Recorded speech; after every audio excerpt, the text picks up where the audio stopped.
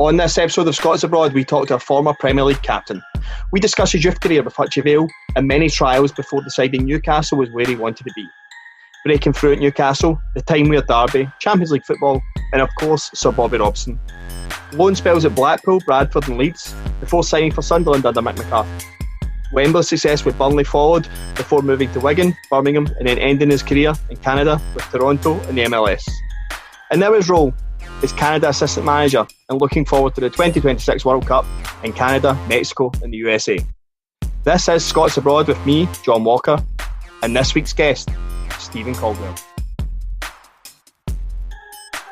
All the way from Canada, thank you so much for doing this. Stephen Caldwell, how are you doing? I'm good, John. How are you? Thanks for having me. No, I really appreciate you. You're doing us a favour. We'll have to catch up to footballers that are playing abroad. You're still in Canada. You've retired a couple of years. One of the questions I was want to ask you, you are president of the Oakville Blue Devils, is that correct? Yes, I am. Yeah, it's an academy in the Greater Toronto area, so it's a place called Oakville, right on the water. Actually, a really good academy. It's only been going 5 or 6 years, but some great people involved. A Scotsman actually called Billy Steele, who played for Norwich way back. Was a bit of a legend there at Norwich. Has been over here and works with another guy called Duncan Wild, who do a lot of the technical stuff. They're owners of the academy, and so they asked me to come and help them out from a business and a bit of a technical sense. So it's been good. It's been interesting to find out more about that stuff. You know, it's a tough world here, the academies and stuff. I mean, we charge, so it's pay to play, which is a restriction that I've tried to kind of change, but unfortunately, the cost of pitches and everything's like so much that it's not an easy task. So ploughing away at that and trying to get somewhere, but it's been difficult. What's been the biggest challenge for you adapting to life off the pitch, so not even in your coaching, but actually doing this role with Oakville? Well, when I first stopped playing, I was sort of feeling the effects of old age, and I was picking up the injuries, and I got a call from the CEO of the parent company of TFC, MLSE, man, great guy called Tim Lewicki, who's, you know, the guy that brought Beckham to MLS in LA with the AEG group back then, who owned the Galaxy. So Tim's a very experienced chief executive, and he's a big soccer guy, and he asked me what I wanted to do next, you know, if indeed it was time, and I thought he was going to say, you know, an ambassador role or a kind of a coaching role in the academy or something, and he came back with, you know, he'd like to kind of teach me the business side of football and show me the ins and outs of that, because he feels I had the potential to maybe become a president or a general manager one day. So it kind of blew me away, and it took me really off my path that I thought I was on, which was, you know, play, then coach, then manage, and go through the traditional route. And so all of a sudden I'm kind of on this business path. I'm working in an office. I'm learning how to deal with, you know, the numbers and stuff, the ticket side, the sponsorship side, community, and every part of TFC, which helps make it run. So that sort of sent me on that other trajectory towards the business side of the game. And that, in essence, is why I took the Blue Devils role, because I'm quite intrigued with that. I like to use my brain now that I've stopped playing and try and see if I can take the experiences as a player and at a few clubs as a captain and translate it into the management side of the game. And so I'm always fighting this battle between being that guy and being the business side and being the coach, because, you know, it never really leaves you. And I went through my badges, and I'm sure we'll get to it more in a minute, but when you get on that grass and you're involved in the actual game again, it's the old juices start flowing, and you think, well, what am I a coach or am I executive? It's a hard one to kind of work out. Yeah, we always like to start with where people are just now and then take you right back. So we take where you are just now, take you right back to the start. Growing up in Scotland, growing up in Stirling, you were lucky enough to have a younger brother, a couple of years younger than you. I'm a younger brother myself, so I know what that must have been like for Gary. Is it the minute he arrives and you're able to kick a ball that he's just in the sticks and you're just hitting shots to him out the back? No, he was never in the sticks. He wouldn't go goals. I can't. Who would go goals back then? I guess we just spell it, the shot each and stuff like that. But yeah, I mean, when you have a brother who's so close to you in age and is your best pal for your entire life, it's a special thing, isn't it? It's just brilliant having that partner to practice things with. I got two sons who are actually a year apart. They're even closer than Gary and I. I don't know, kids these days are different. I'm always like, get at the back or get over to the park and go and practice with each other, and they always want me to go. But back then, your dad just was at work, or he was busy, and he was like, get yourselves out there and come back when you're hungry. So I had my brother for that, and it was perfect because, as you know, he went on to have a pretty successful career himself. So he was a talented lad, and I think being that younger brother, he always had the yardstick of me, playing Scotland schoolboys, right? I'll better that, I'll beat that, played a year early, get to Newcastle, all right, I'll push there and I'll beat that. GCSEs, or what do we call them, standard grades back then, didn't we? He got more A's than me, more ones than me. So that's the kind of lad that Gary was, and I love him to death, of course, he's my brother, but I gave him that kind of example to push on and better in a lot of senses. And on that yardstick, what age was it that you yourself started going to competitive football or playing 11 sides in a team sport? I was about 9. I went to a club in Falkirk called North Brummage Colts, and it was a good little club in Larbert, which was about 15 minutes for Stirling, isn't it? So it was kind of a weird choice because there was Cars, there was I think there was another couple in Stirling Boys Club. And so to go to North Brummage was I don't even know why we decided that. I think maybe they were the first to ask or something like that. But we went. I say we because I went at 9/10 for the under 11s, and Gaz was 8, but he got into that team because he's talent. So he was 8. He was coming along as well. He was a sub. He was only tiny compared to the rest of us, but he'd get on every now and again. But we were connected for that point. So we were heading through to Larbert. We were training a couple of times a week, playing in this under 11 side, and loving my football. Nothing too serious at that point, but we were always quite competitive guys. We kicked the ball for when we could walk, and we were always very driven to get better. My dad has that mindset. It's he's a guy that believes that if you're going to do a job, you should do it right. And so he's very he motivates you in a great way to kind of get out there and to give your all. So yeah, we were pretty competitive at that point early in the football career, where it was 11 aside, and it was sort of boys club football. And then from there, Hutchie Vale, who are synonymous with creating Scottish talent, Danny Wilson, Stephen Whittaker, Sam Nicholson, loads of players that end up with Hearts and Hibs basically have went through the Hutchie Vale system. At what point did they become interested, and how did you start moving? So I'm playing in Falkirk, and then I started getting an opportunity to go to some Scottish academies, or what do we call it back then? Regional centres. There wasn't academies, was it? I don't know what it's called, but Hearts were the first team that came to me, and it was a guy called Scott Gibson who's had a tremendous effect on the development of my career. And Scott was a Hearts scout. Scott wanted me to go to Hearts, and I went to Hearts and ended up Dundee United and a few other places. But Scott was a Hutchie Vale manager that year. I think it was under 13.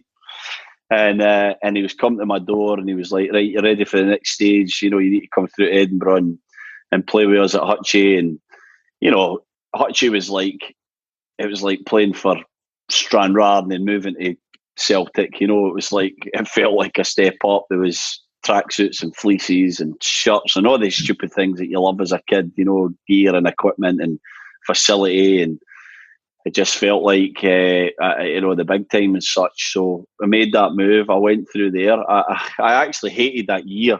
I was quite a shy kid. I didn't really love being away from my parents. I was a dead homely little boy, but I knew I needed to make that step. So I went through the sacrifice of kind of heading through in another dad's car to training, and being back late and having to go to school the next day, and then driving through an hour and a bit sometimes all over Edinburgh to go and play these games. And I'm glad I did it, because it taught me something about myself. We were a brilliant team. We won the Scottish Cup.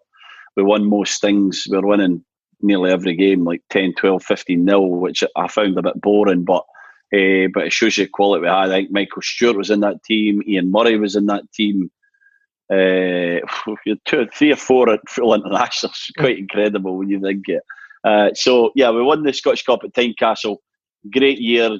Gibson, I was really close with him. He was close with my family. So a good experience in terms of playing with lads that were of a better calibre, and also finding out about myself and the sacrifices that I was willing to make even at 13 to try and get to the top. And do you think that sacrifice is what allowed you to then make the move to Newcastle so young? Yeah, I do. I think that the mentality and the sacrifices and the perseverance are everything in a football player. I just think that when I've been doing my podcasts and stuff and speaking to different players that I've played with that have achieved so much in their careers, I keep hearing the same theme. And I think back to my journey and, Gary's journey, which I know obviously just as well. And it's the kind of the sacrifices that we make that allows us to get there, that maybe other people don't make. Of course, there's a talent element to it, but the talent at some point becomes a little bit irrelevant. It's about how you're going to kind of push your game, develop your game. And so, when I made that first step, when I could have like quit Hutchie, I really wasn't enjoying it. And it was almost like a travel. It was nothing to do with the guys or anything like that, but there was no real competition. And it was the travelling through that I hated so much. And I persevered with it. I'm sure my parents played a big part in that, because I was probably saying to them, maybe I should just, leave. And they were like, no, keep going. And I went through the year. And then at that point, I knew, right, I'm willing to do anything to play football. Newcastle was the first English club that I visited. And I met my best mate there, a guy called Lee Barrett, who was playing for Deanburn in Bowness area. And Gary Mason was there. Some guys might remember Gary Mason, Dunfermline, and where else did Gary play? I can't remember, but he was a top player at the time. Andy Porteous, another Edinburgh guy who was a top player at the time. And there was one other guy, gosh, I can't remember his name, but my best mate became Ba, and I always had this affiliation to Newcastle. I always had this kind of want to go back there, even when I went to Villa and to Chelsea and to Man United and to different English clubs. I just kept thinking, I love it in Newcastle. I don't know what it was. My parents weren't that keen on me going there. They were like, there's other places, but I just kept saying I want to go to Newcastle. There was something in my intuition that was telling me that was the place to go. And, I made that choice at about 15, and I don't regret it for 1 minute. What did you know of the standard that Newcastle's you've set up at the time? I mean, Shola Amiobi's one of the players that came through roughly at the same time. And who actually comes to visit you or approaches you about signing? Is it the first team manager? Is it someone from the youth academy? It's a great question. So I went on that first trip. The scout was very good friends with Scott Gibson, a guy called John Laidlaw, who wanted me to go through there. And John set it up. And they liked me. So I think this was let's say it's the October, whatever year. And I'm going back there. They liked me. They asked me to go to the Milk Cup in the next summer. And I think they thought I was okay, whatever. It wasn't hot and heavy on me right at the start, but I went to the Milk Cup and I did really well. And after that, they were like, we want this guy. So they were kind of all over me. They were pushing me. They knew I was going to other places, but they were in constant contact with me and assessing where I was and where my mind was. And guys like John Murray, John Carver, who went on to coach me at the first team level, and was a head coach in Toronto here as well before me. But JC was one of the young coaches there at the time, and we had talented players. Shola's a bit younger than me. Brian Kerr came through, Scottish international guys. Darren Fletcher was coming to Newcastle at that time. We had good kids. We had good players for sure. But it was more about the club and the city and the feeling than it was about who was in the team or even the quality of the youth setup. It was an electric place to be in the early 90s, mid-90s Newcastle. It was a club that was up there with the top of English football. It was exciting. It was swashbuckling. It was a city that was growing, that was all about the football, and it was just so vibrant and such a an intoxicating place to be, that I just thought, this is where I want to play. I want to go out there at St James's Park and play in front of these fans. They were just amazing. So I think when you signed, Keegan was there, then it was Dalglish, then it was Hula. Who was the first manager to bring you in to training with the first team, or speak to you personally about your own development? Yeah, you're right. I signed under Keegan. And one of the clubs that I was close to signing with was Blackburn Rovers, and it was only because of Kenny and Alan Irvine, who were there, that not only they were a great club, but I was like, Kenny was my idol, and Alan was another Scottish guy who was a terrific coach, and so I was tempted, and I no, I need to go to the place. It's the best place, and obviously I'm glad I made that decision, because then Kenny came there. So I had a great relationship, close relationship with Kenny, but I was too young to come through in the first team.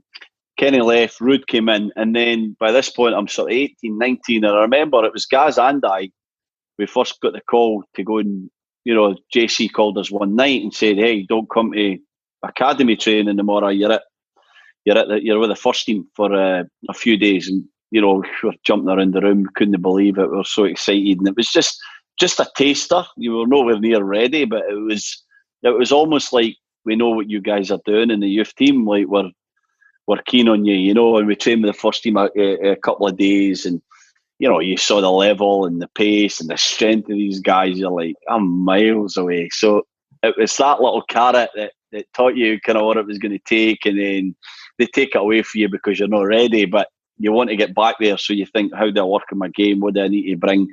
A couple other ins and outs with Hula in terms of squad, pre-season trips, but no appearances for me. And then Sir Bobby came in, and it was weird at the start with Sir Bobby, because every time a new manager comes, you're down the pecking order. If you're one of the younger lads, it takes time for them to get to you, to see you, to get the right time in the reserves, and then hopefully the first team. And Bobby was actually, I think he was quite unsure about me at the start, and then something happened. Maybe my performances developed, or my game developed, and then I started getting in consistently, and he was the one that gave me my debut in the first team. He played me. I played at Man City. I came on at Man City at Main Road in a Premier League game, and that was a moment you just think, it's all been worth it. Like this has been the toil to get to this point. I was playing at Main Road. I got the call 50th minute. Someone got injured. I jump up, my heart's beating out my chest. I couldn't believe it. George Weah was playing for Man City, so he's a World Player of the Year, maybe like 3 or 4 years before, maybe a bit longer. But George Weah, he wasn't the same guy that was in the Milan strip 3 years ago, but he was still George Weah, and I was like, oh my gosh, this is it. And I had a solid game. We won 1-0. Shearer scored, obviously, and that was it. And I'll come back in the bus, and I'm just thinking, I'm on Match of the Day tonight. I can't believe it. I'm going to watch myself on Match of the Day. I was just on top of the world, and so I always thank Bobby for that. That first manager that gives you your debut and your in the Premier League is unbelievable. So it was a big moment for me. From any advice you'd got from Ruud Hula in those training sessions before, or Bobby Robson, was there any difference to the advice, or was it very similar? Because Keegan, Dalglish, Hula, Robson are all managers or players who have played at the top level and won European trophies, whether it was as a player and as a manager. Is it similar advice to what they all saw in weaknesses or strengths, or did they see different things? That's another brilliant question, because I feel like football was really changing through the sort of four guys and beyond. Of course, it always grows and develops the game. Like, the game doesn't stand still. You need to adapt with it. But when I think back to Keegan, and I can't say I trained too often under Kevin Keegan, even though he was the manager that was, meeting me in hotels and signed me. I was still only 15, 16. But I remember the work that he used to do with strikers, little drills and little, volleys and stuff like that. They loved it, So it's very kind of technical work and less about tactics under Kevin for the first team. And then Kenny was a bit similar, more kind of man management, 5-a-sides, that sort of stuff. And then when Ruud came, he obviously came for Italian football with his Dutch background. So it was more tactical and kind of more about the positional play of the game. I really distinctly remember that. Remember kind of Ruud being quite big on that and being quite what's the word I'm looking for here? Like sort of clinical with the way that he delivered it, which caused its problems because, as you know, he had these fights with nearly everybody, with Shearer, Rob Lee, you know, the kind of big guys at the club at the time. But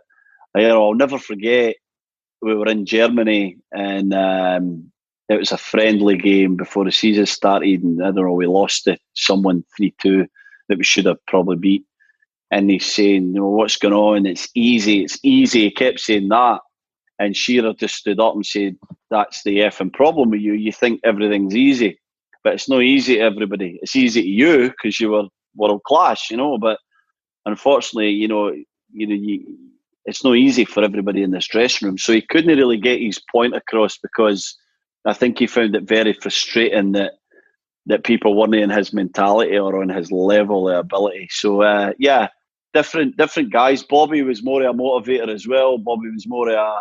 Yeah, he did have his technical side and he'd let his coaches kind of take a lot of it and he'd step in kind of Thursdays, and which was that kind of next phase of guy that sort of were less a voice at times and then had their days. But not a brilliant tactician either. More of a right thing to say at the right time kind of guy, and relationships with everybody, and immense respect for a guy like him. But yeah, really different for these days where we coach these guys to the nth degree on where they should be, what blade of grass, what style, what happens with this. Like the detail that we flood into these players now it's unbelievable. And the best ones just consume the whole lot. They get it in a split second, really. And back then, it was like you never overloaded the players too much. You just kind of like gave them a framework and then sent them out there. And Bobby was like that. So you returned back from Main Road. So Bobby Robson's brought you on. I think it was Andy Griffin that actually went off injured, made your debut. It was, yeah. 4 weeks later, 1st of November, League Cup versus Bradford City at St James's Park. You're told you're starting, so Alain Gomez alongside you, Rob Lee, Gary Speed in front, Alan Shearer up top, 3-0 up after 50 minutes. Could you have hoped for a better start to a Newcastle debut? No. Back to St James's. I'm starting. It's the League Cup, but that's irrelevant to a kind of 20-year-old, whatever age I was. And I'm out there at St James's, and it's electric. We start off, we're on fire. We're 3-0 up. You know, Bradford were... Stan Collymore was up top, Dean Saunders. So, again, legends of the game, guys that I respected a great deal. And I'm thinking, this is it. This is perfect. Before I know it, it's 3-3. And I'm going, oh, my God, this is about to be the best day of your life. To like an absolute car crash. What the hell is going on here? You know, and the sort of panic in a youngster, even although I'm sure I was in some way at fault for one or every one of the goals, but I hadn't had a clanger, I hadn't had a nightmare in any of them. But I'm still thinking, I don't know how to cope with this. You know, I've got no kind of composure to my game. I'm just trying to survive and not make mistakes. And lo and behold, we win the game. And you know, I'll never forget it. I obviously scored the winner. It came in for the far side, so it's Gallagher end, you know, which in honesty never meant a big thing to me. It's a real Geordie thing, the Gallagher end. You know, a striker scoring at the Gallagher end is everything. But I was a defender. I wanted to stop goals, and I'm in this tumultuous game. It's 3-3, and I'm just thinking, we can't afford to let that 3-goal lead slip. It comes in. I'll never forget it. It just came off somebody's head, and it lands at my feet. Which, as you know, if you watch me play, was never really my strongest point. And I just control this thing in the bottom corner, sort of cushion volley into the bottom corner. And I couldn't believe it. It was just what a feeling of euphoria. Get the winner, get the goal that put us back in the lead, and it turned out to be the winner. Shearer grabs me. I've got a great picture of Shearer kind of smiling and rubbing my hair, you know, my head. And that was it. You know, you're there, you're playing at St James's, you've scored the winner. Like, life doesn't get any better than that. It's kind of all downhill for there. I really like that you said that, because there was part of me wondering, as a centre half making his debut and starting in the game, is that almost a better way? You can kind of forget about the fact there's no clean sheet now, but you've just scored the winner in your opening game at St James's. It's not actually, and maybe this is, I am an old school defender, I guess, but honestly, I love scoring goals, but I much prefer clean sheets. And I promise you, I'm not just saying that. It's like a defender's life. The way I defended, the way I thought about defending was all about clean sheets. You know, if I could score in a 1-0 win, then absolute perfection. But, you know, scoring in a 4-3 win wasn't perfect for me. But to have that, you know, again, and there's no feeling of, you know, euphoria and joy like scoring a goal. So, you know, to experience that in my first start was immense. But I was embarrassed that we had conceded 3 because I was all about stopping the ball from going in. So kind of bittersweet, but yeah, scoring a goal at the Gallagher end is special. And then 2 weeks later, I guess, is another huge highlight for the Newcastle career. You start in the time with Derby. How much notice do you get for that game that you're going to be starting? I think he probably told me the day before, maybe not. But, you know, I'm starting in a game that is in some ways very iconic in terms of the history of Newcastle, Sunderland, you know. But at the time, I'm just getting an odd.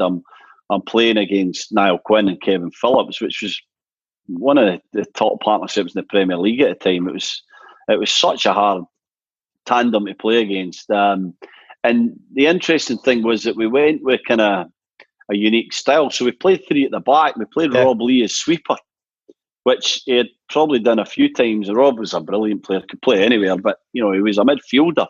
So we had Aaron Hughes on Kev, and we had me on Niall Quinn. So it's basically a 3 at the back, but you were to sort of follow your guy. He didn't really want me on Kev because Aaron was sharper and more agile than me. Kev was electric, Kevin Phillips, and he wanted me aerially challenging Quinny because I was probably better in the air than Aaron. So it was unique. I was kind of following Niall Quinn around, and Quinny was like, when you think about guys that have that target man profile and have every part of that to their game, it doesn't get any better than Niall Quinn. I promise you. He's just ridiculous player. Could pin you, could bring it down, could lay it off, could pin you and flick it on. You know, like, you had to be so precise with your position, otherwise it was too late.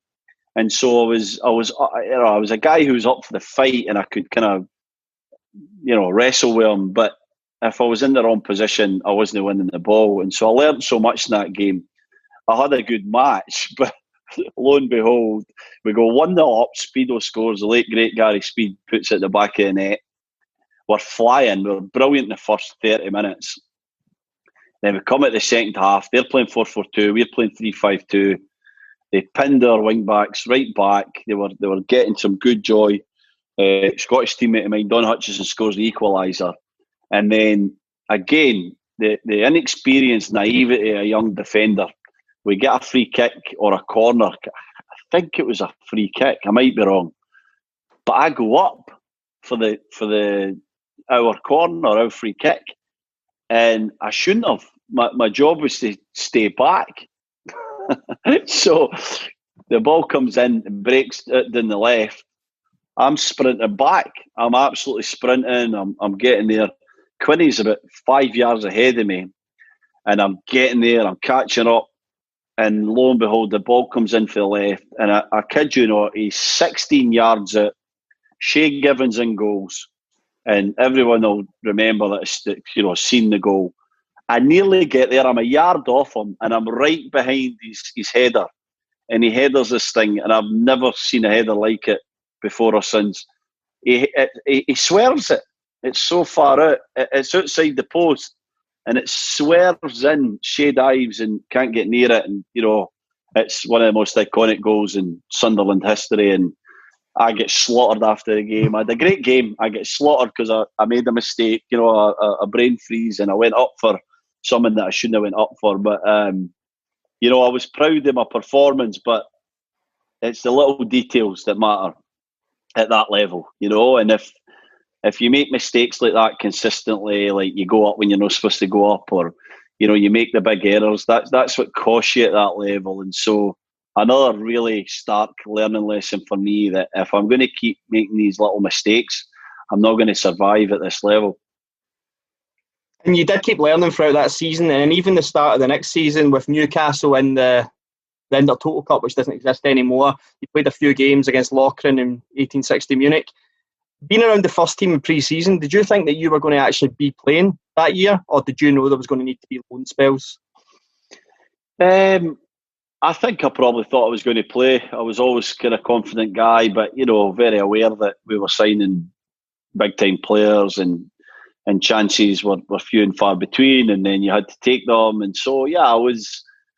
I can't really remember back, to be truthfully honest, but I would have thought I was playing, especially as you go into pre-season. You always think you're going to get in there, but I was always open to going experiencing different loan spells and stuff like that. I was never. I just wanted to get better, and I wanted to grow and become, a true professional. So, I was hoping that was going to be at Newcastle, but I was willing to go and cut my teeth somewhere else, which obviously I eventually did.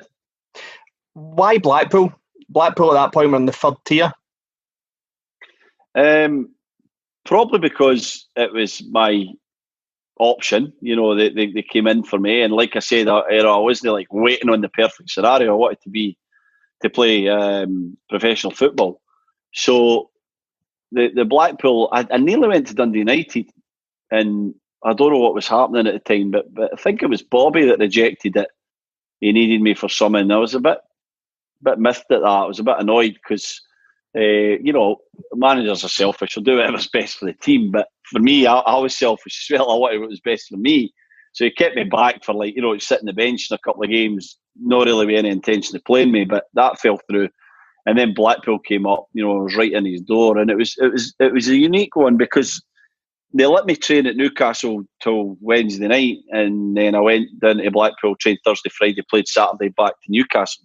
So I was still getting my development at Newcastle. I was playing with the guys at Blackpool, but Steve McMahon was the boss, and he was a brilliant guy, Steve McMahon, and he was he gave me a scenario that really suited.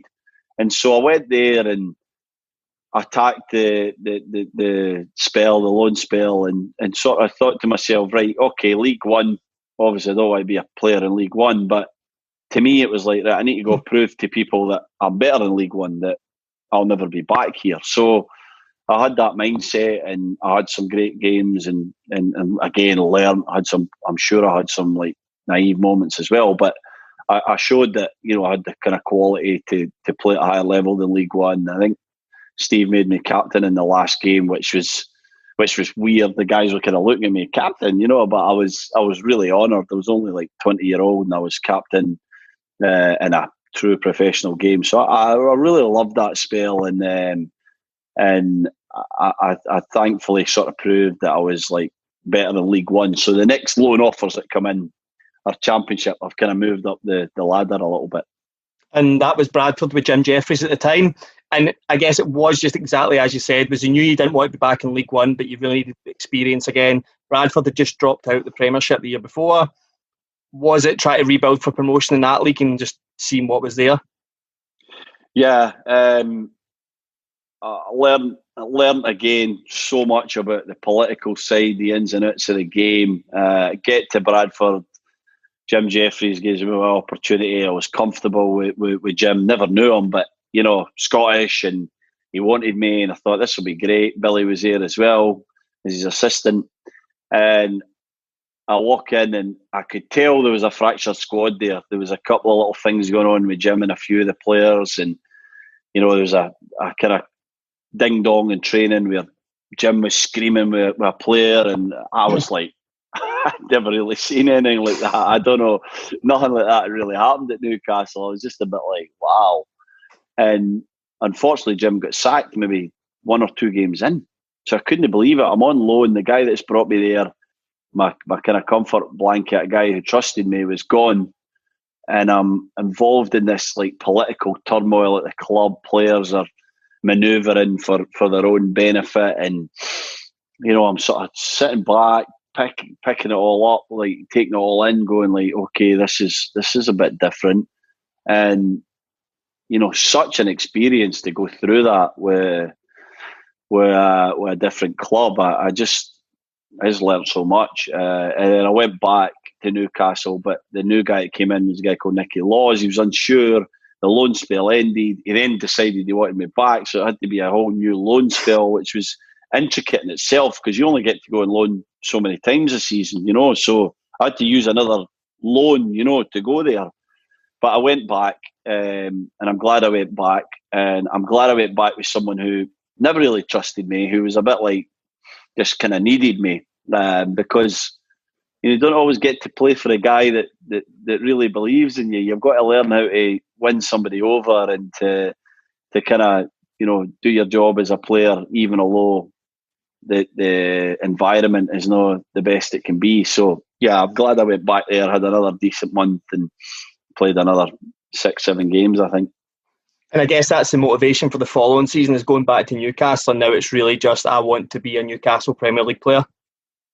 Yeah, like I've proved it at Blackpool. I've done quite well at Bradford. I wouldn't say I set the hills on fire, but I'm now like going, right, okay, now I'm here to play in the Premier League and somewhat consistently can I achieve it, And I think at that point, if it was going to kind of, I don't know if like loan spells were my next move. My next move was probably leaving the club, So that was about proving that I was a valued member of the squad. I was going to get enough games and minutes that meant that I'll keep getting new contracts. So yeah, I was a different mindset. I was done with my loans at that point, and I was about trying to prove my career at Newcastle or move on. Something interesting that's come out of doing these interviews with different players. I've not been able to ask a defender since this has happened. All the attacking players that I've spoken to that have come through divisions to get to top divisions of European football have said that they've felt the higher up they've went in leagues, the easier that it has become to perform. I'm guessing as a centre-half, that's the complete reversal. Complete reversal. Absolute opposite. The lower the league, the more predictable the play is, and the more predictable the pattern of play and the pace of play. The higher up you go, the more varied that becomes. And so the harder it is for you to kind of, a big thing about it is your concentration levels and then your positional play. So if you lose concentration, you get burnt. If you're out of position, you get burnt. And it's ruthless. So, if you're out of position in the Premier League, it's a goal. And that's it. If you're out of position in the Championship, you might get away with it 3 times in a game.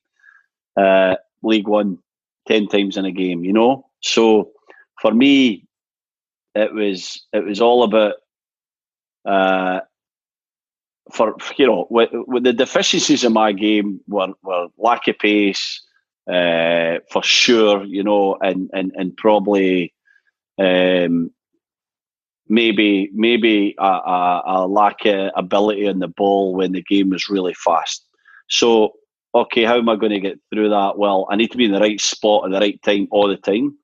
And if I end up 1v1 against some of these guys, then I'm going to have to tackle early and either get it right or foul. And if I foul, I'm on a booking. And so I kind of knew I'm starting to learn, what my game's all about and how I can prevent my deficiencies from becoming a real problem. So that was key to kind of playing in the Premier League for me, that I found a way of being perfect in the areas that I was quite good at and sort of masking my deficiencies in other areas. Just interesting to touch on that. You said Kevin Keegan, Dalglish and Sir Bobby Robson were all quite man managers and motivational speakers. Hullet was a bit more technical, all about shaping. He came from Italy, he'd worked under Arrigo Sacchi. Which manager brought that out in you? Was that something you sought out yourself to work on shaping and where you should be? I never really thought about that till I was about 30 years old, and I think we'll get to it later in the podcast. So we'll talk about that. But I mean, my mentor was Tommy Craig. So even when I was in the first team at Newcastle, Tommy Craig was my mentor. He is to this day. He's the biggest influence that's ever been on my career. So most of my learning came under Tommy, you know. And Tommy was a guy who, you know, the principles he taught us at Newcastle remained, you know, Gary Caldwell, myself, Brian Kerr, Mark Boyd, James Coppinger, Stuart Green. I'll be missing people out, so I might have started that. But like guys that had careers in the game, you know, like different levels, everyone finds their talent level, but everyone had a career in the game. It's because of the principles that Tommy taught us. Like we were all about passing, we were all about wrapping it in, our touch, our passing was brilliant because we worked on that every day. We were taught at centre halves to nod it down to fullbacks, nod it to midfielders. We were taught about pressing. Tommy Craig was doing the type of Liverpool, Man City, modern day Barcelona pressing 20 years ago with a reserve team. Like literally the first guy, you just go. You don't think. You go. And if you're behind that guy, you back him up and you come in. And everyone does the same. That is the essence of pressing. It's a desire and it's a kind of, you don't think, you just go. Now, as we know in the professional game, you start to kind of, right, there's bits where you can't go. But then he would even teach us that, right? Why can't you go? Well, because things are not right behind. Okay, so whose job is it to hold them back? The guy behind them. Right, brilliant. So the midfielder sees the forward go, because the forward just goes and the midfielder sometimes says, whoa, we're not ready. He holds them in and then he goes and then we go, you know. So he was teaching us all these principles of the game, pressing, passing, possession. Just what a coach, what a guy. And so he's the biggest influence on my career in terms of how I wanted to play the game and how I wanted to do it right. And then when I hit different first team coaches, then obviously, you know, like when I got to Sunderland, Mick's saying, what are you doing?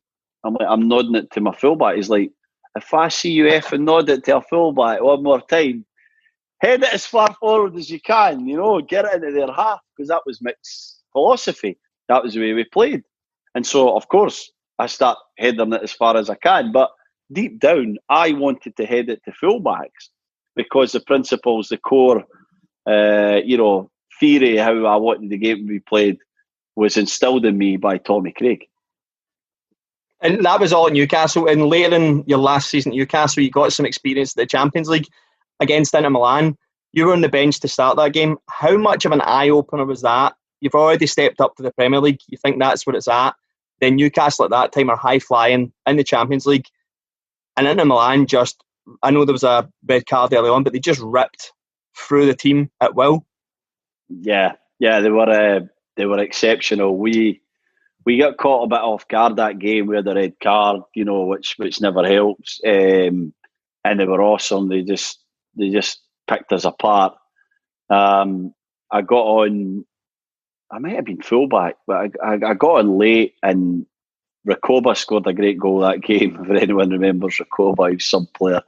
He bends it in the far corner, and I'm on, and when the whistle goes, and I was never a big guy swapping shots. I never did it very often, and I actually regret it now, because I think some of the guys I played against, the shots I could have, but I always felt a little bit embarrassed about asking for a shot. But, you know, I came on late, Recoba had scored that goal, he was right next to me, I asked him, he swapped shots with me, so I have that shirt framed somewhere in the UK right now, even though I'm in Canada.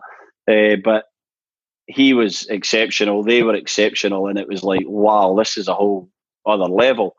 But by the time we kind of got into that group, we did pretty well, you know, to the point where when we went back to San Siro, where I was on the bench this time, we drew 2-2 with them. We played really well. Zanetti was there, Cordoba, Vieri, I think, played. Like, it was a who's who. But I played one game. I started against Leverkusen at St James's, and we beat them comfortably, and they were a brilliant team. They had a little guy called, I think he might have been Turkish, I don't know if he was German, Bashturk, for anyone can remember, a little, like 5'8" sort of playmaker, number 10, he was some player.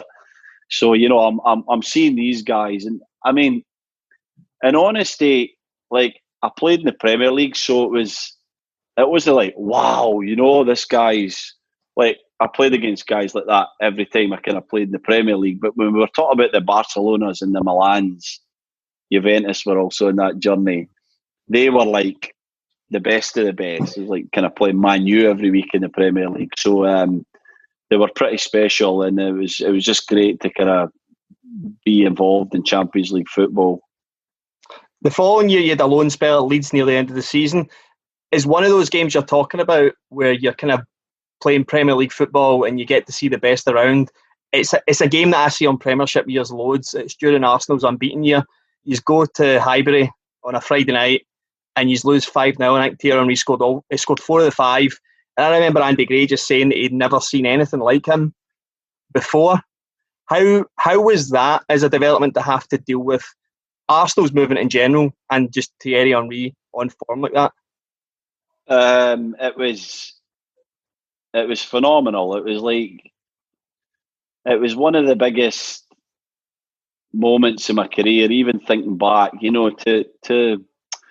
talked a lot here about levels and players and talent, but there's always like this idea, I'm playing against this guy, this is his profile, okay, if I do X, Y, and Z, I'm in the game, and then you come against a guy that I'm sure people would say the same about Messi and Ronaldo and, Ronaldinho, and like literally world class, like the best player in the world or one of the top 3 players in the world.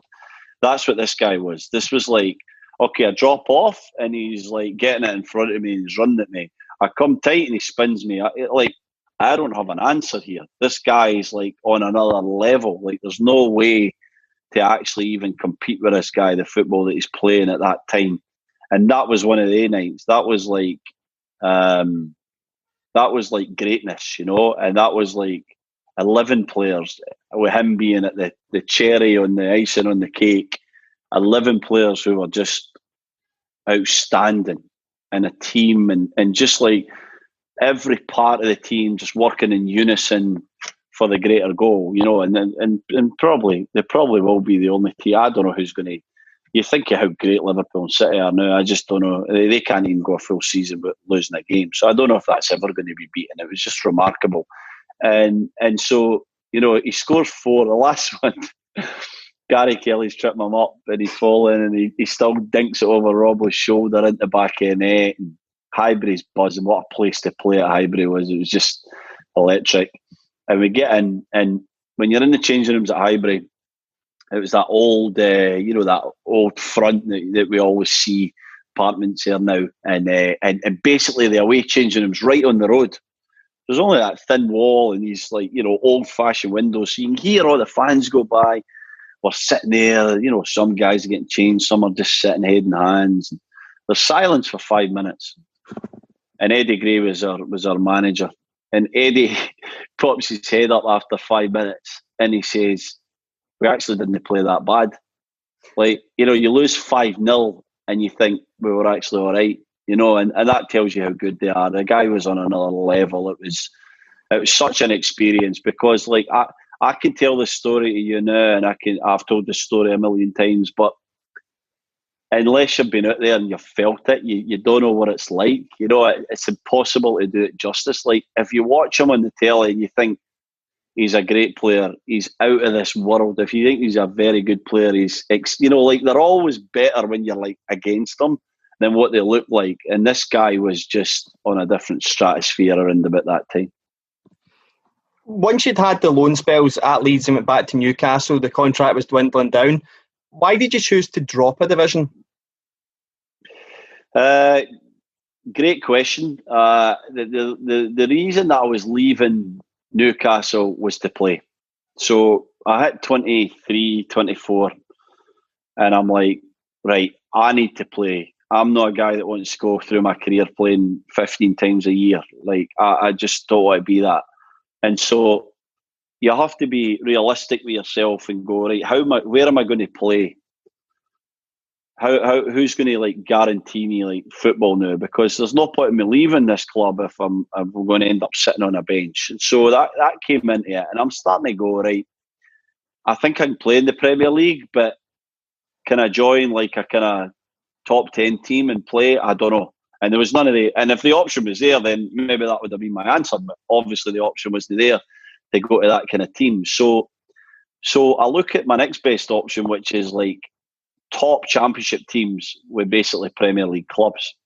And none of them were better than Sunderland. You know, like I didn't want to leave the North East. Mick was a guy I really wanted to work with. He wanted me badly. He was, pushing hard to get me.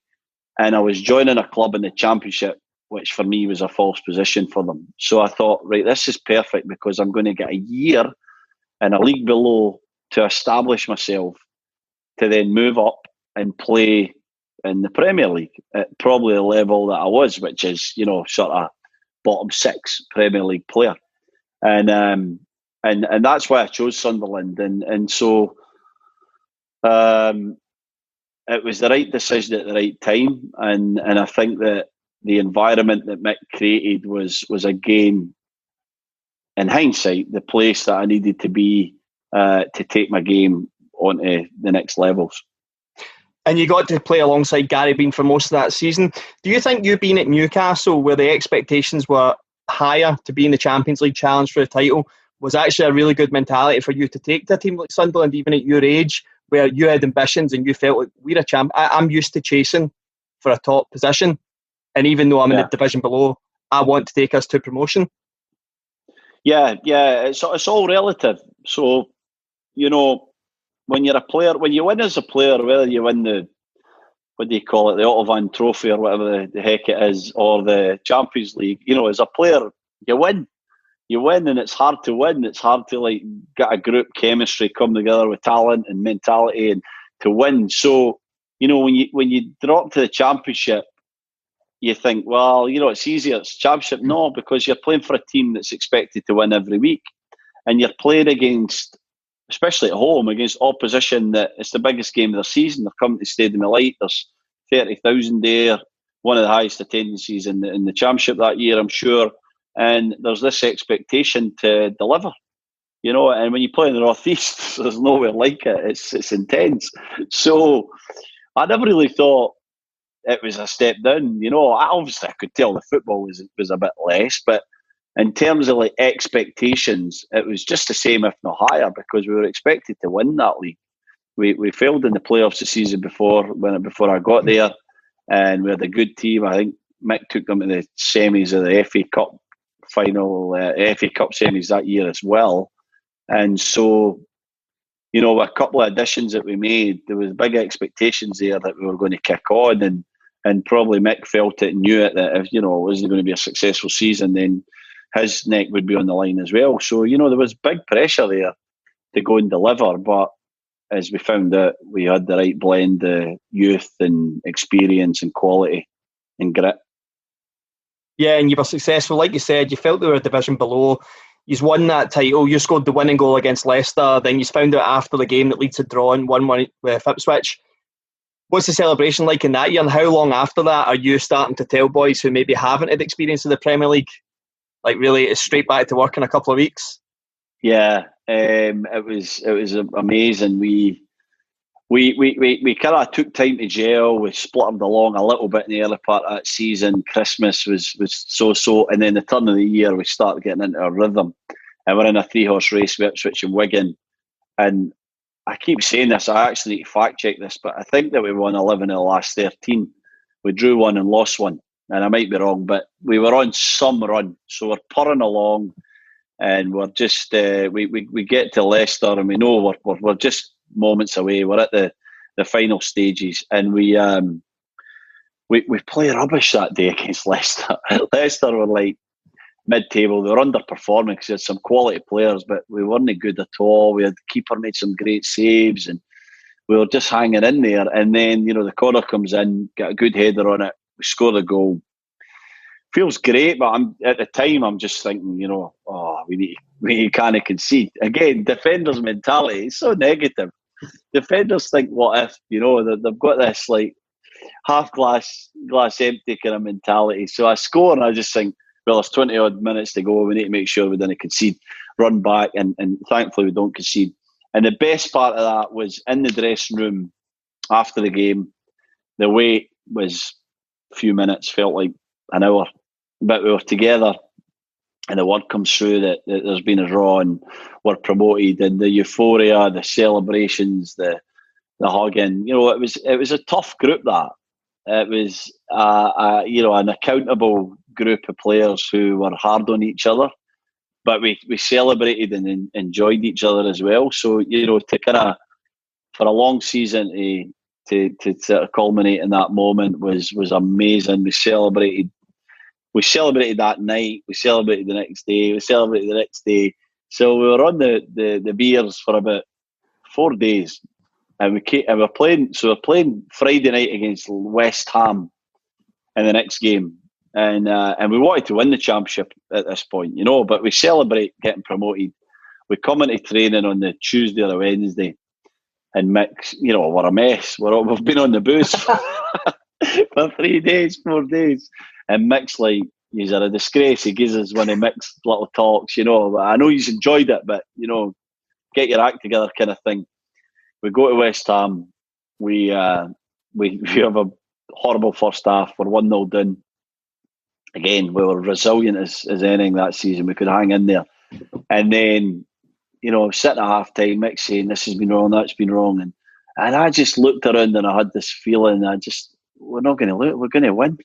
I just knew we were going to win that game. It was just the confidence that was going through us, and I just knew we were going to win. We won 2-1, won the league, celebrated again for another 2 weeks, open top boss, all the stuff that comes with it. And then summer comes, you enjoy it, and then you go, right, okay, next season, what's next? And how can we be ready? And I think we signed too many players, and I think we lost a bit of the spirit. And I think we got a big shock in the first game when we thought we were going to beat Charlton at home, and they turned us over quite comfortably. They had a good year that year, Charlton, but you look at it and you go Charlton at home and you think, we'll get 3 points here, and we got stuffed. And it just kind of set the wrong tone, and kind of a bit of bad luck, lack of quality, lack of confidence, just kept losing and losing as the season went on. And it was a tough year. Yeah, it was a tough year. At that moment in time, he's finished with record points low. I think you've already explained it. When I was looking at the season as a whole, the ins and outs at the start of the Wikipedia page are unbelievable. And I think there is a lot to be said about just riding the wave of a team who wins a championship, because it's the same players. You keep them as they go and just keep the momentum running. And then most teams tend to update in January or the next season. When you're sorry to interrupt, but I just want to say this. When you're playing the championship and you're winning, it just feels like next game, and it rolls along. And the opposite, when you're losing, it's the same. Another game with a win, another game with a win. So it's very much a momentum league, and getting kind of the big wheels, rolling and turning along, and that's kind of what we did at the right time.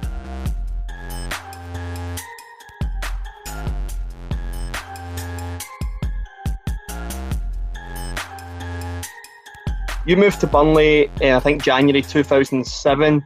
Steve Cotterill brings you in. Do you remember what made you feel like you wanted to go to Burnley? And did you know you were going to be captain when you went there? Yeah, I didn't know I was going to be captain. Roy wanted me out of Sunderland, and I was kind of reluctant to leave. But when Roy makes the decision, that's it. And it was weird, because it started as nothing, and within 2 or 3 days, it felt like maybe a week, it was like I was leaving, and that was it. So, I was speaking to clubs.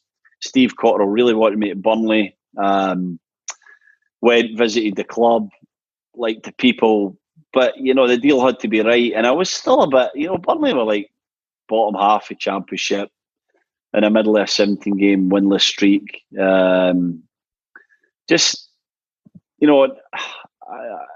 I told you why I went to Sunderland, and now I'm kind of leaving a Championship team that are like considered one of the big boys, always will be, to like, a team that had never been in the top flight for, 35 years.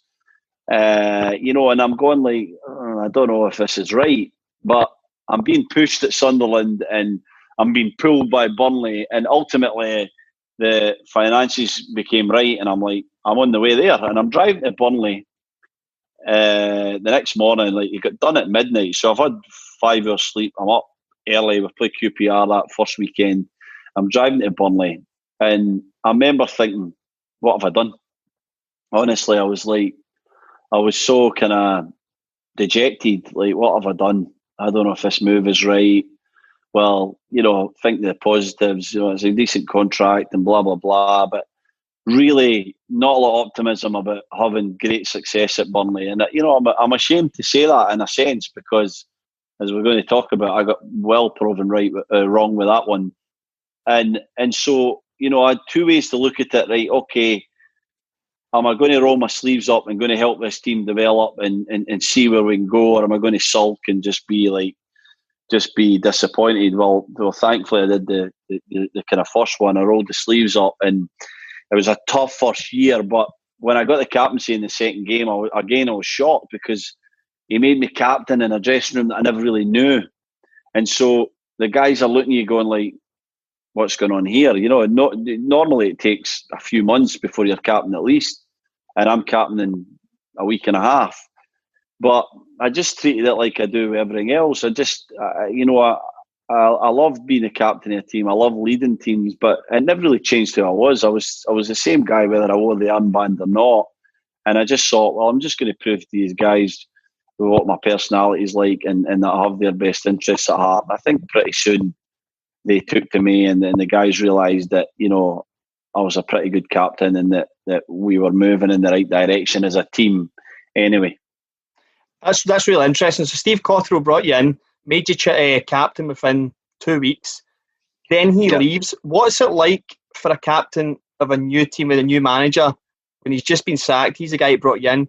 And is it a fresh start as captain? So Owen Coyle comes in, you are already club captain. He doesn't have a relationship with anyone else in the change room. So it is just as simple as go, well, you're all now on a level playing field. Why wouldn't you be captain? Well, normally, and I've experienced this, when a new manager comes in, he wants his own captain.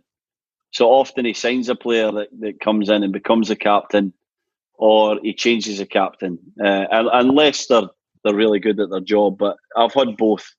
So, you're apprehensive, because I never really knew Owen personally. I'd certainly watched him play. I don't think I'd even played against him. But I was, waiting to see what Owen was going to be like, what he thought of me, and thankfully we struck it off right away. We had a great relationship. He definitely trusted me as a captain, and we built on that, and he's probably, it was the best relationship I ever had with a manager in terms of like captain and manager, because the trust that he put in me, he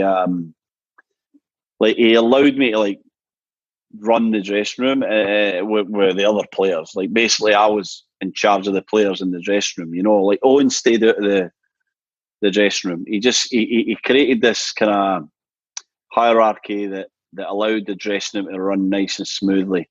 And I thought that was genius. And I've never really seen anybody do it to the levels that Owen did. And I think that Owen's a great judge of character. He reads people really well. He's a brilliant man manager. He's a positive, exuberant person who brings out the best. And he's a glass half full kind of guy, for the same analogies I used earlier. And he's a guy who instills confidence. And so when he saw that dressing room, me as captain, Graham Alexander, Michael Duff, Robbie Blake, Wade Elliott, Clark Carlisle, Brian Jensen, Stevie Jordan, we're talking about some proper men there, some guys that just like do their job, get the job done and don't allow any shit. He just went, on you go, guys. Happy days, you guys take care of that, and let everybody know who was kind of, who was in charge, and so that was a great experience for me, and I just love being captain of the guys, because I was always collaborative. I never like went and said, right, this is what's happening, that's what's happening. I'm captaining a guy like Graham Alexander, an idol of mine, a guy I looked up to, a guy I remember with Scotland 5-6 years before that day, and I've got Graham as a sounding board. I'm going to Graham like, what do you think here? What do you think there? So there was like me and like 6 co-captains. That's how I thought of it. So people always put too much importance on like that one guy. If that one guy's really good, he's created like a kind of environment and a structure where everybody has a voice and we police it together. And once you've got that, like there's no way that the culture of that dressing room is going to change, because if 1 or 2 come in and they're off a little bit, they either get in line or they piss off, and that's what we had at Burnley, and we had guys that came that might have went one way or the other, but they got in line because of the people that were there. You talked about Sunderland going up to the Premier League and being too much work, and you've mentioned all the kind of experienced players that Burnley already had. Was it really just a case of Owen Coyle getting the right couple of signings in for a promotion proof? I remember it was Eagles coming from Man United on loan, and you signed Martin Patterson as well. Was it really just getting a couple of quality signings to push you guys in from being a 13th, 14th place side into challenging? Yeah, it was. It was like the foundation was set by Steve Cotterill, and he had signed some really good players, set the pieces in order, and then he ultimately found that he wasn't going to be the guy to take us to that next level. And so, moment of genius by the board, or I don't know, just good luck. But Owen was just the right character for that group of players. And so he came in and he gave us this like kind of swagger and this confidence and this belief that we were really good. And I think Steve had kind of set up the kind of structure of the team and maybe a little bit of the tactics in terms of some of the, how do I put it? Because Owen changed us a little bit and made us way more attacking and sort of a bit more like we'll score more goals than you, but we still had that kind of principles of Steve in the back of our mind. So the blend was terrific. The signings were great, like you said. Eagles was a great signing. Patterson as well. Some younger lads just to push us from a squad point of view. But the same people played the majority of games. We had, like Graham played 62 games that promotion winning season. It was outrageous. He's 39, played every game.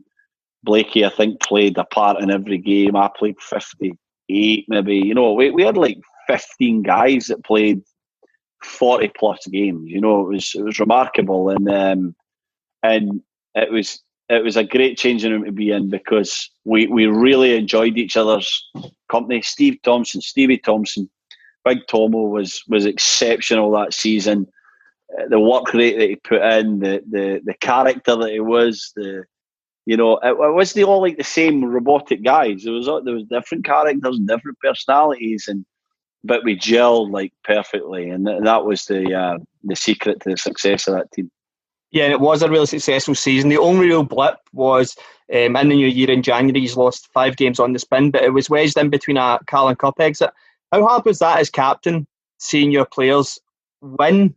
I'll reiterate that, win a 2-legged game on away goals, except for the rules to be changed in England for some reason? Furious about it to this day, mate. Honestly, I cannot believe that away goals counts only after extra time. What a ridiculous rule. So I reiterate this point, because it's important to know that, especially here in North America, where the away, the home team in the second leg is kind of seeded. It was a draw, so it's pure luck that first leg was at White Hart Lane and second leg was at Turf Moor. So to give them another 30 minutes to find that goal was just ridiculous. It annoys me to this day. I don't know why that rule was in place, but we went to White Hart Lane. We didn't play that bad, but we lost 4-1, and we came back. I missed both legs through 2 different suspensions. It was absolutely like maybe one of the worst moments of my life. The first one was a red card, and I missed White Hart Lane, and the second one was a 3rd round FA Cup replay at Turf Moor, where I was mouthing at this ref a game. There was about 8,000 there. Nobody could care if they won or not, because it was the FA Cup and there was bigger, more important games. and I'm mouthing at the ref, and he's just had enough. He's like, "That's it, Caldwell." He gives me a yellow, and then I realise I'm on 4 bookings, and anyway, ridiculous. I missed the second leg. I'm out of the game for something so stupid. To take them back to Turf Moor, 4-1 down, and to play the way we played that night, to systematically dismantle a Premier League team, a good Premier League team like Tottenham, was probably the single most impressive performance of any team I've ever been involved with. It was unbelievable. The goals we scored, the way we done it, was really incredible. And so to fail because of that rule and to go was heartbreaking, but it was like, okay, this is what we're capable of, And so I commend Owen again, because the gaffer could have been odd. Like, he was disappointed after games, but he never took it in the next day. He probably never even took it in at the end of the bus trip. He was like a guy that just kind of took the disappointment and moved forward. And we did that after that defeat. We sort of went, right, this shows what we are capable of. Let's go and show the rest of the Championship this in the next part of the season. And they 5 games were a great example, because we took the disappointment and we moved forward. We never let it become too much an effect on us. We just forged on and achieved success. And yeah, you did. That was a catalyst for fantastic form going in. Survived, got to the playoffs, played Reading, who you'd actually been battered off 3-1 at Medeski before. You beat them 1-0 at home, 2-0 away, great goals from Thompson and Patterson. And then you're going to Wembley. I've heard you say before that Wembley growing up was actually the stadium that you wanted to be at more so than Hampden, because you'd played football in England for so long. Yeah, it was. I don't know why I say that, why I think that, but it was just like to kind of walk the steps at Wembley for me was kind of the pinnacle. I just always kind of wanted that to happen, and I'm thankful I played at both. But it was like, it was the place to be, and it was the stadium that I always wanted to tick off my list to have played at. And there was something interesting. You said Owen Coyle took you to the stadium the night before, so you could get all the walking around the pitch, walking up the steps out the way when there wasn't fans and family all around and a load of hype and TV cameras. When you were young at Newcastle, they got to 2 FA Cup finals in a row and a semi-final in 2001. Were you in any of those squads or with the squad on any of those? I was close to the 99 squad, and then I needed a double hernia, and they recommended I get it done, so I was probably not going to be in that squad. So I missed it there, and I was disappointed. I was at 2001 semi as a kind of player fan, but I wasn't in the squad. So I'd been to Wembley to watch a game. So had you seen any players that you were in and around have nerves, and did you actually see like a real advantage as to what Owen Coyle had thought out and planned? So the night before, when he took us on the bus and we stayed at, Owen was so superstitious that we stayed at the Bull Hotel, which was this hotel we had used in London that year. That was, it was fine, but it was, teams normally stay in Kensington at the Landmark, and so we were like, why are we not staying at one of these hotels? The gaffer wants to be at the London Hotel, as we used to call it.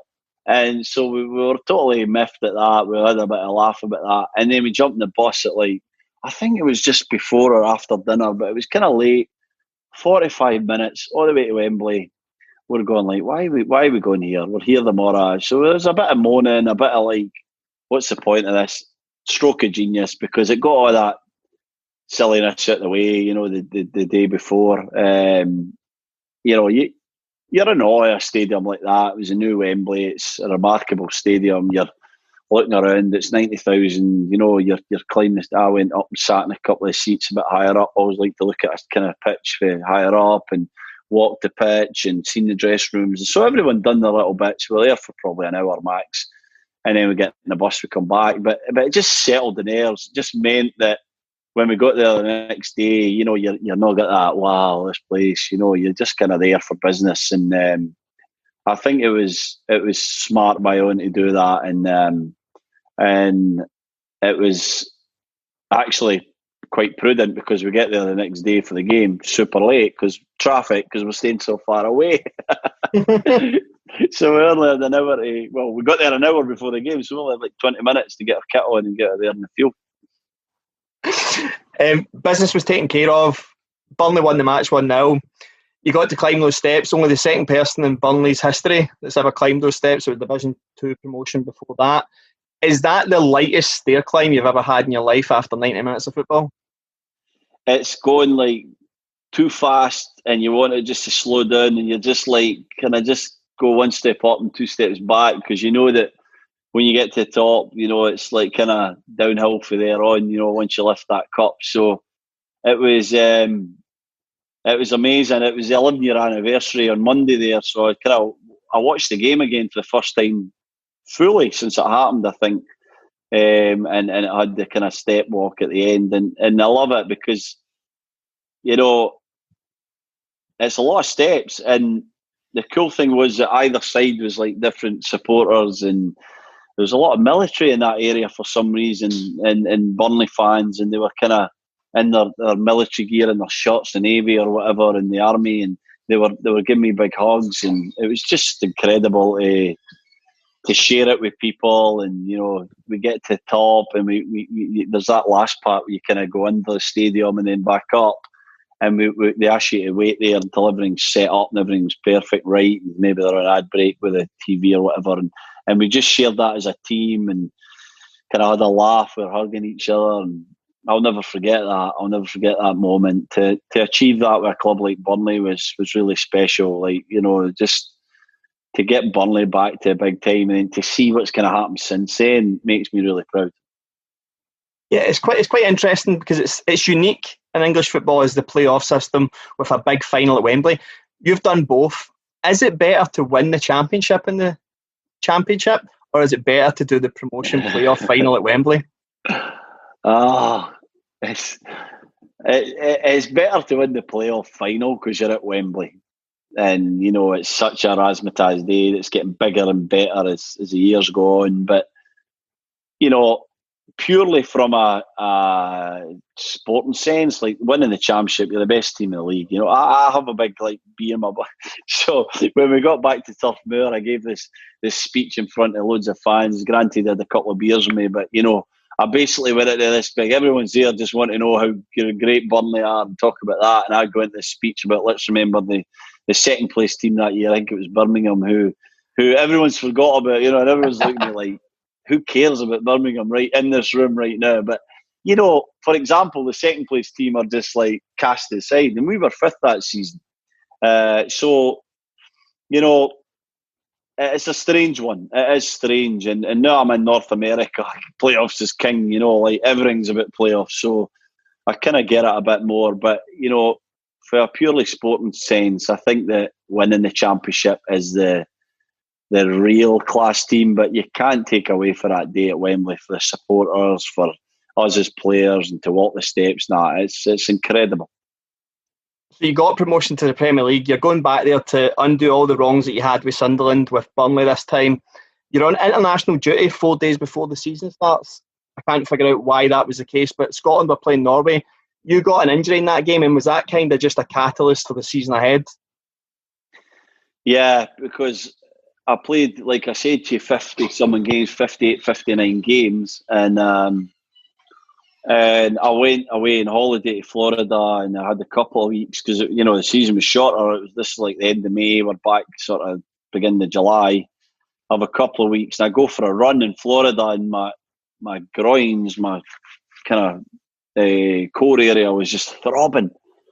I thought, okay, it's a bit weird. And then, you know, a couple of other exercise, whatever. And I get back to pre-season and like something's off. My whole area was just sore. So I'm grinding through it. I'm thinking, you know, it'll get better. I get to Norway early August, mid-August, and I knew it was off. I wasn't right. And I tore my stomach muscle in the game. The disastrous game, guys got sent off, and I got injured after about 50 minutes. So it was a big game for us. We needed to win that to try and get to, it must have been the Euros that year, or was it World Cup? Can't remember. But anyway, big disappointment. I'm injured. We lose the game. And I could not get back for that. Like, it was, even when it healed, I was still having, because it was an underlying issue. I had a thing called osteitis pubis, which is like a chronic inflammation of the pubic bone. Absolutely horrendous injury to have. And so I took an injection to get back eventually, but it still wasn't right. And maybe 10 games in after that injection, I ripped I ruptured. No, that's a lie. I partially ruptured my adductor, and I was out for 12 weeks. And so it allowed me the time to actually fix the underlying problem.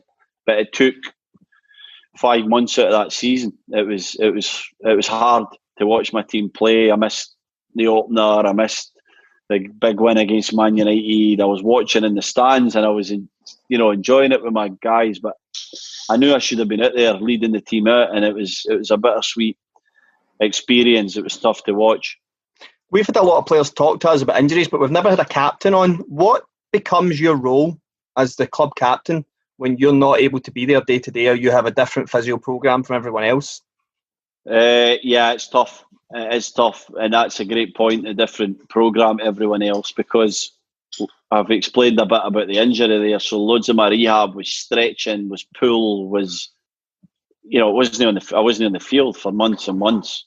So I needed to. I was away for the guys. My mental state wasn't brilliant, so the physio was fantastic. Andy Mitchell, he'd say, a couple of days off. I tell you what, because he could see the effect it was having me being near the guys a couple of months in. So you say, right, okay, why don't you come in when the guys leave?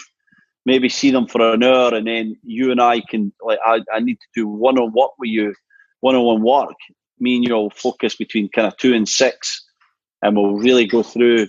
So he was brilliant in terms of, it was Burnley. We never had 4 or 5 physios. Nowadays, when I got injured at the end at Toronto, they assigned basically a physio was my kind of personal physio, and he went about with me everywhere. But back then, Mitch was doing everything. There was Mitch and Luke, his assistant. So Mitch was doing everything. So that was hard, because I can't take my frustrations and disappointment into that changing room. The guys need support, and I supported them as much as I could, but there's only so far that I can go with that, because I got my own personal problems going on trying to come back for this injury. So it was really tough, and again, another big learning experience about how do you lead when you're not out there? How do you influence when they don't see every day on the grass? It's just learning these little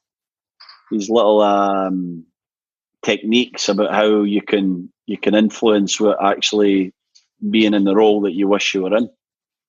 Yeah, and unfortunately Burnley went down that year, but I do believe you, well, from speaking to a couple of listeners that are Burnley fans, you left Burnley being a legend, so there's no hard feelings there. You had spells at Wigan and Birmingham after that.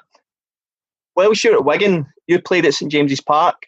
Was one of the downsides that only that Gary wasn't fit? Yeah, it would have been nice to have shared that with Gary, and we did get a few games in the Premier League that year, which was another great thing. We played for Scotland. Now we had played in the Premier League together, so it was very special. I enjoyed that one. I'd been back to St James's with Sunderland, but obviously I was getting abuse that game. This was a bit more kind of enjoy it and try and savour it. So, if I had one more game to play, it would be at St James's Park. If I could put the boots on one last time, it's we talked about Wembley, we talked about Hampden, San Siro, Newcastle. I've been to some great places and played in a lot of good parts, but St James's is the one, and so to play there with Wigan and play against Andy Carroll, who was formidable at the time, have a decent game. Shola scored that game, which is another connection there. A guy that came through the youth team with me, and so one of the moments that I think back very fondly about, even though it was a 2-2 draw, we never got the 3 points we needed. At Wigan, it had been Roberto Martinez. At Birmingham, I think the first coach was Chris Hughton. You've had some amazing coaches in your history. Who do you think got the most out of you, and who do you think was the best for the style of play that the team as a whole performed? Well, Roberto changed the way I thought about the game. He was a guy that was tactically superior to anybody else I've worked with. He was a guy who was I think in many ways, I mean, people were playing that kind of football, but nobody in the bottom five was playing that football. Nobody was teaching centre halves, positionally where to go and working on, 3v2, two strikers and two centre halves and a goalie trying to progress the ball into the next third of the field. Like, he was incredible. And I had so many debates with him because, I came in there a little bit. No, I mean, I was always a football guy. I always liked teams that played good football, but this was like total football, and so I'd had many discussions with him about it, and he changed the way I thought about the game. He made me believe in that style, and so I learnt so much in that year. And then I got to Chris, who was the best defensive manager I ever played under. Chris was a guy who built his teams up to be hard to beat, to be solid, to be defensively protected. And so now I'm playing in a team that is, we go a goal up with 35 minutes to go, and that was it. It was like, you were too confident. You were like, we're not going to concede. You just knew that Curtis Davies and I were having good years. We had Boz Myhill in goals, and we had guys in front of us that were working so hard to make sure that there wasn't going to be any runners or any lapses in concentration. So I learned tons with Chris as well, and I love playing with Chris. I thought he was a terrific manager. Maybe Chris got the best out of me. I think Mick got a great season out of me as well. And I think that I enjoyed Owen, but I don't think Owen got the best out of me personally. I think he got the best out of the team. So I would say Chris Hughton. I would say that 1 year at Birmingham Europa League campaign, we got 10 points and we went out. We were third in a group with 10 points. Incredible. We should have went through the knockout stages. We failed in the playoffs. I got injured near the end. Boz got injured. Someone else, I think. So we kind of lost a few of our core players. But what a season that was to play in Europe with Birmingham and to play under Chris. I think that maybe as the highlight, even though it never really ended in any glory. I think he got the best out of me. Yeah, and then a couple of months followed after Birmingham. Then the move to Canada and Toronto and the MLS came about. How did that move come about? And see, previously you've spoken about, obviously, with the Champions League experience, you were playing in the Premier League, you were seeing all these world-class players.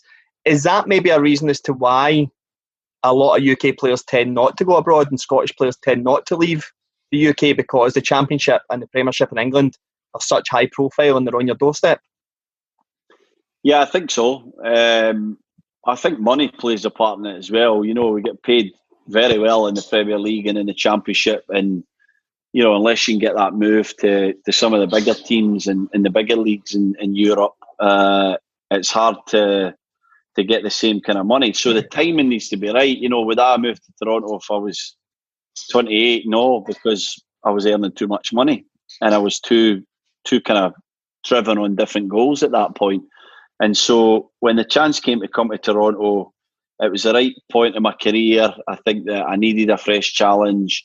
I think that I was willing to compromise in some other areas, and I wanted that experience and knowing that I'd played in a different league, and I tried to kind of bring my experiences to a young group of players and to a franchise that I believe could be great, but I'd really failed for a number of years.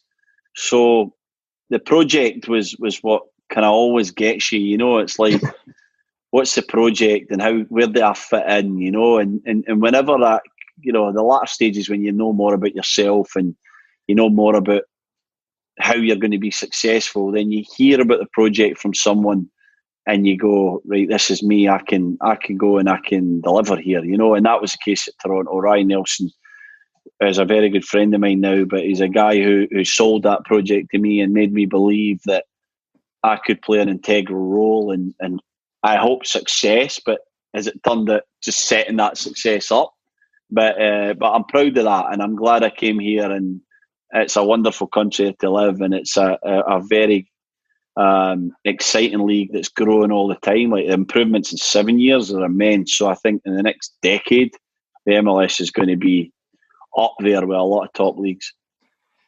Yeah, you moved over in the 2013 season. You were Fans Player of the Year. You were made captain. How did you find the standard of the MLS, and what were the biggest challenges? So you've got players like Obafemi Martins, Bradley Wright Phillips was unbelievable for a couple of seasons over there. Clint Dempsey had moved. Yeah, top players, some brilliant players. The kind of challenge was the kind of discrepancy in your squad, or even in your 11 back then. So you had some top guys, and then you had some lesser players who were not quite up to kind of the overall level. And so that was kind of weird. But then I was pleasantly surprised with some of the kind of young Americans, young Canadians that were in the league. I couldn't believe how good they were. The challenges are, of course, the travel and the weather conditions. You play in the summer. The first time I went to DC was early June. DC, so I thought, Houston and Dallas and California is going to be hot, but you think DC's, it was ridiculous. I was sitting in my locker for like 45 minutes after the game, just glugging Gatorade and water. It was so humid and so intense, the conditions. So, and the travel's tough. You're going time zones. You're getting on planes. There's rules around planes. You're not on private jets. You're getting on an Air Canada flight with the rest of the general public. You're standing in lines. It's hard. It's difficult eating, difficult hydrating. So you need to be very professional. You need to learn what works for you and when to do certain things. So that was a key for me, to come and to learn a new league, and to not think because I'd played at certain places in Europe that I was going to have all the answers. I basically had no answers in that league. But once I got to know the league, and I could then maybe influence guys with how they could change their game, or change their mindset, or change their preparation, then I think I was quite influential to a lot of people in the changing room. Since you went out there and you said you enjoyed the style, you loved the club, you loved the project, the way it's went, is there any part of you that wish you'd went there earlier? Or if you could have a wish, would it have been that Sebastian Giovinco came a couple of years sooner? Yeah, I played with Seba in a game and a half. And when he first came, he came obviously for Juventus and seen him play, but I don't think anybody really appreciated how good he was going to be. And then when I was training with him, I'm like, oh, this guy's different. I always thought he was like, because he's this size, he was going to be a number 10 and come to feet, but he loves going in behind as well, and his movement's just exceptional. He float off the left, and so yeah, he's such an impressive player. I wished he was there right at the start, because that first season at Toronto, where I got injured at the start of that, he was outstanding. And I think if I'd stayed fit that year, that we would have had the right push in the playoffs. Don't know if we'd have won it, but we would have done really well that year. They got to the playoffs, and then they lost quite heavily to Montreal. But I think they probably missed someone like me at the back. I wish I went there earlier. Yeah, but it's unrealistic. I think in modern MLS, there's guys getting paid better and salary caps higher and that. But, I was never going to be a designated player. They're for the top players, the strikers, the number 10s, the creative guys.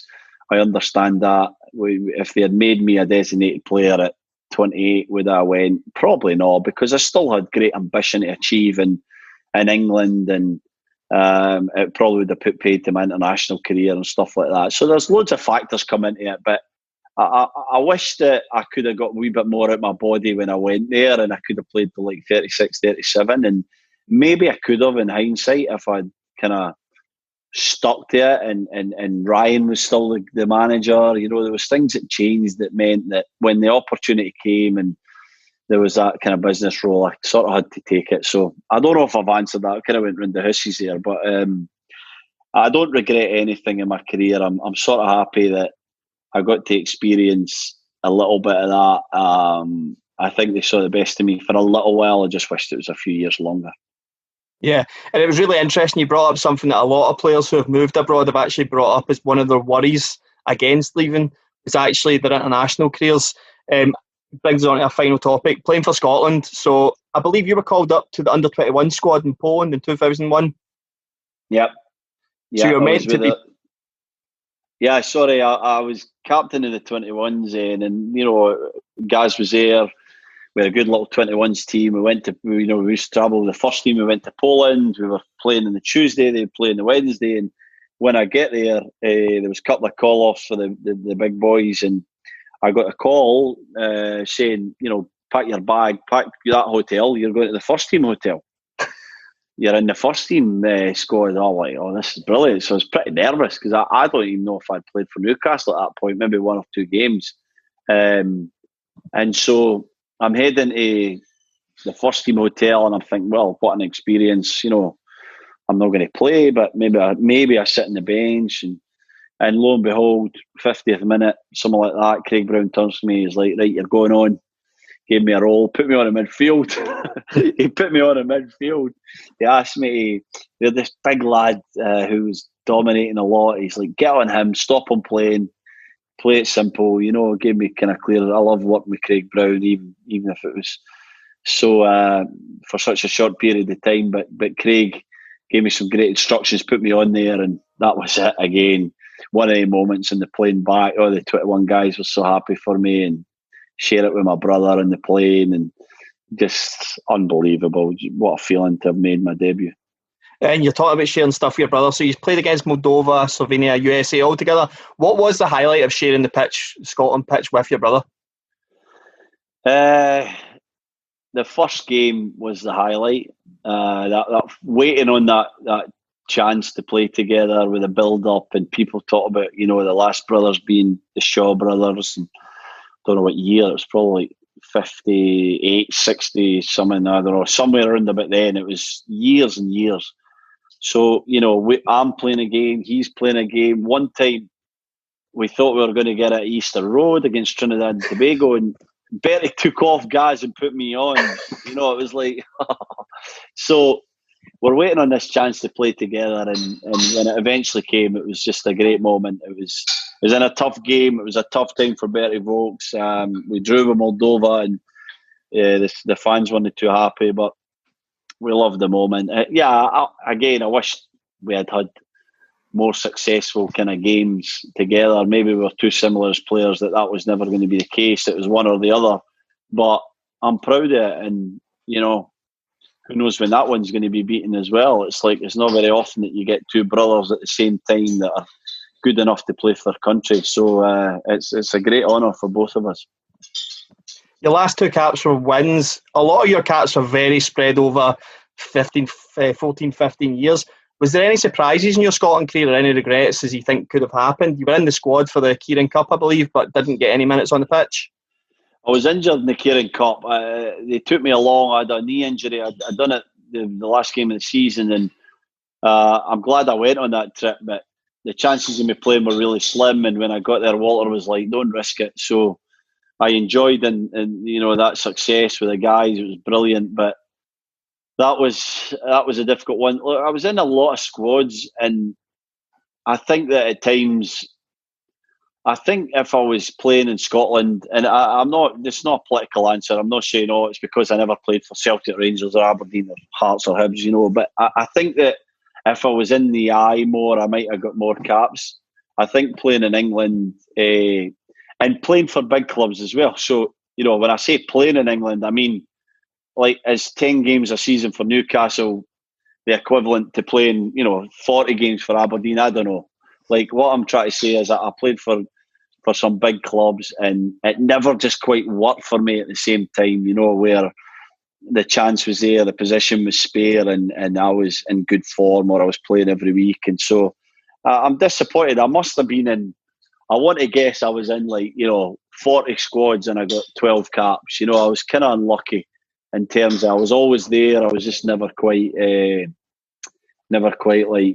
in the starting lineup as much as I would like. But you mentioned the last 2, and the last thing I want to say in it is the last 2 are 2 of my favourites. And the reason is I was at Wigan and I got the call for Roberto saying, Craig Levein wants you to come into the squad. And by that point, I was thinking, why? I'd been out for a while and I didn't want to, I was tired going and no playing. And so I called Craig up. Roberto said, look, you should go. It's your country.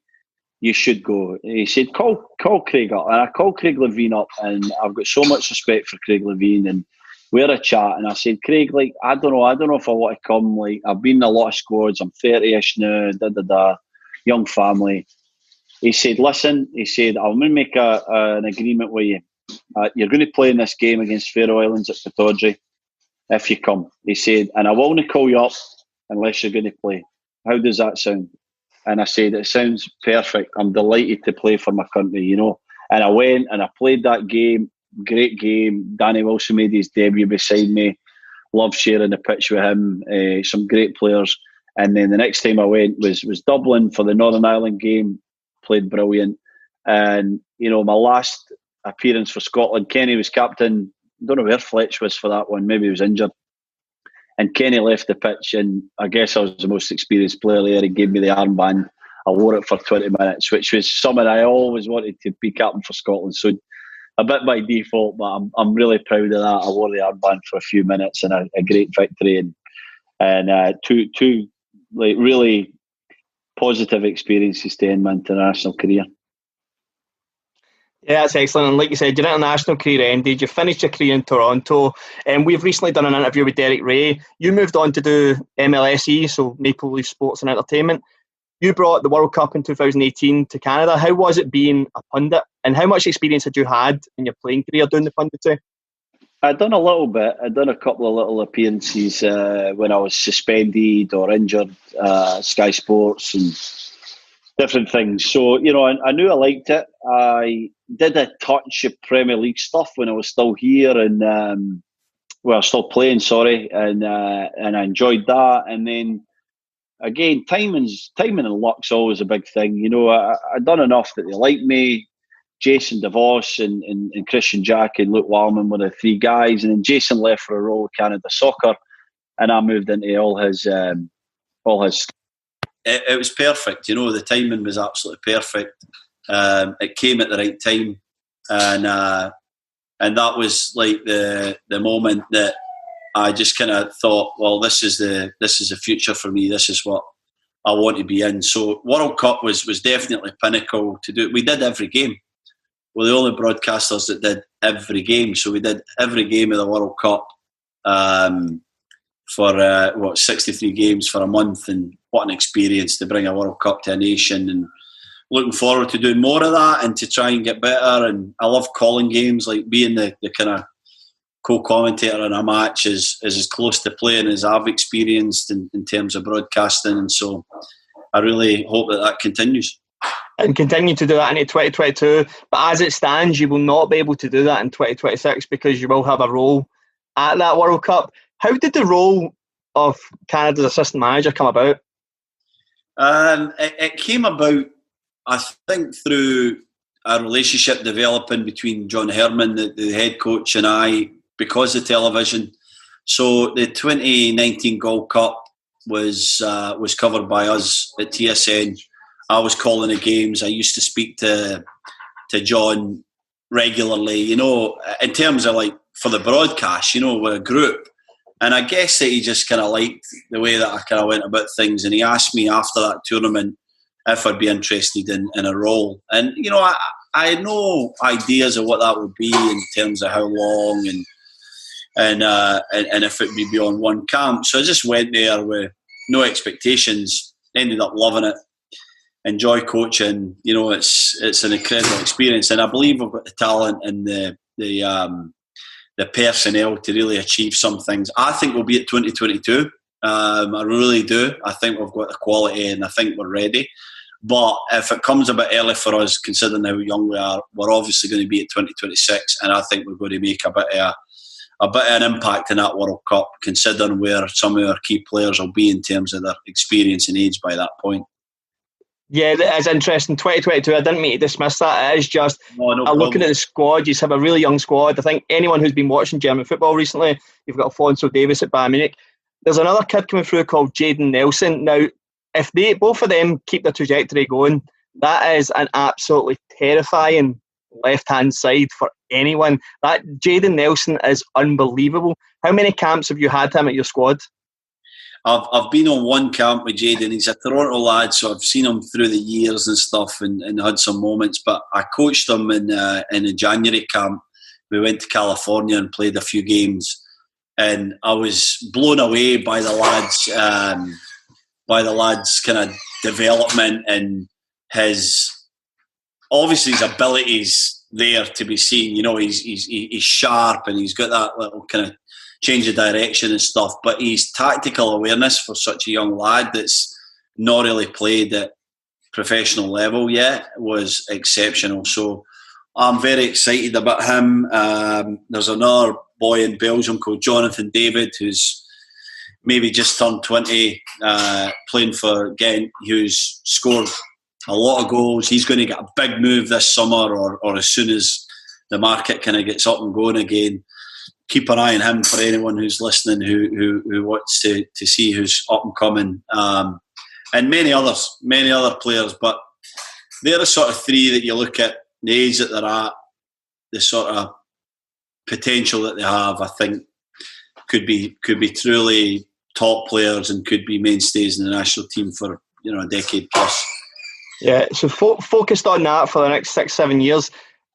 Is there a desire to come back to the UK and get a managerial role of your own?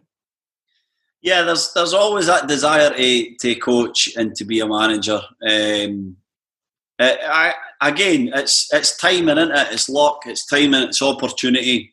I don't know if that'll come. I'm always open to talk to people. I'd always love to explore different things. I'm quite happy in Canada at the moment, but the reason I came to Canada was because of an opportunity, and I've been here 7 years. So would I come back to Scotland or England or anywhere else for an opportunity? Absolutely. Like my mindset is I'm a football player. I'm now a football coach. It's like we do things that develops our careers, really, don't we? So that's for other people to decide. But I'm enjoying the coaching. I really am. It's lit something inside me again. I think I've got a lot to offer. I think I've experienced a lot, and I think that I could definitely get way more experienced as a coach. I've not done enough of that on the grass, but the other stuff comes really easily and naturally to me, and I think television's helped kind of develop that too. But I see a game pretty clearly. I know what I want, and hopefully people still respond to me using my skills that I learned as a player. So yeah, I don't know. I hope so, because I love it. There's nothing like standing there and coaching a team to a victory. Stephen, thanks so much for doing this. It's been a real pleasure reliving your career and getting a more detailed insight to life as a footballer, and wish you all the success with Canada coming up, and the podcast, Footy Talks, and all the punditry within Canada.